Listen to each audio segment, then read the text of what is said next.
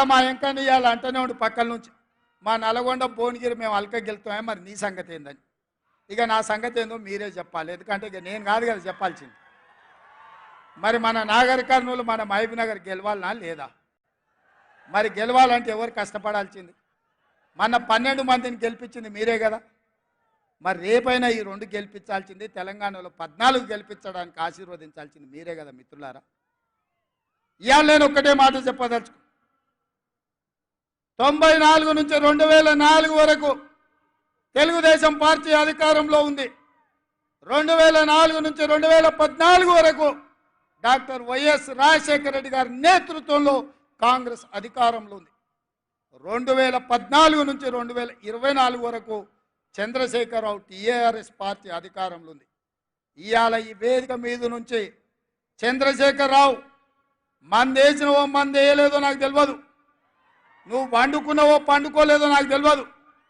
వాళ్ళ ఇంట్లో నేను చెప్తున్నా, లేపూరి చంద్రశేఖరరావుని టీవీ చూపించురే రేవంత్ రెడ్డి ఏం చెప్తున్నాడు. 2024 నుంచి 2034 వరకు కాంగ్రెస్ పార్టీ తెలంగాణ గడ్డ మీద ఈ 10 ఏళ్ళు ప్రభుత్వం ఉంటుంది. 30 జెండా తెలంగాణ గడ్డ మీద ఎగరేస్తాం. ఇది మా కార్యకర్తల మీద ఆనా. పాలమూరు బిడ్డగా నేను మాటిస్తున్నా. 10 ఏళ్ళు తెలుగుదేశం, 10 ఏళ్ళు కాంగ్రెస్, 10 ఏళ్ళు బీఆర్ఎస్, మళ్ళా 10 ఏళ్ళు పాలమూరు బిడ్డగా చెప్తున్న కాంగ్రెస్ ప్రభుత్వం. ఇందిరమ్మ రాజ్యం ఉంటుంది. దళితులకు, గిరిజనులకు, బడుగులకు, బలైన వర్గాలకు, ఆదివాసీలకు, మైనారిటీలకు, మహిళలకు, నిరుద్యోగ యువకులకు, ఉద్యమకారులకు, అమరవీరుల కుటుంబాలను ఆదుకొని బాగు చేసే బాధ్యత నాది. పాలమూరులో ప్రతి ఎకరాకు నీళ్ళిచ్చే బాధ్యత నాది. నాకు వయసు ఉంది, ఓపిక ఉంది. ఎవడన్నా అటు ఇటు చేస్తే తోక గత్తిరిచ్చే కత్తెర నా జేబులోనే ఉంది బిడ్డ. అందుకే మిత్రులారా, ఇది మళ్ళీ మళ్ళీ వచ్చే అవకాశం కాదు. ఈ అవకాశాన్ని జారవిడ్చుకుంటే 10 మంది ముందల పల్సన్ అయిపోతాం.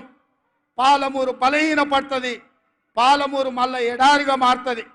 అందుకే పార్టీలకు అతీతంగా, ప్రాంతాలకు అతీతంగా ఇవాళ జెండాలు ఎజెండాలు కాదు, ఈ పాలమూరు బిడ్డ బలపడాలి, జాతీయ స్థాయిలో గుర్తింపు రావాలి అంటే ఈ నల్గొండ జిల్లా నుంచి మొదలు పెడితే అది ఖమ్మం కావచ్చు, ఆదిలాబాద్ కావచ్చు, వరంగల్ కావచ్చు, మెదక్ కావచ్చు, నిజామాబాద్ కావచ్చు, రంగారెడ్డి కావచ్చు, హైదరాబాద్ కావచ్చు, నా పాలమూరు గడ్డ కావచ్చు, 14 పార్లమెంటు సీట్లు గెలవాలి.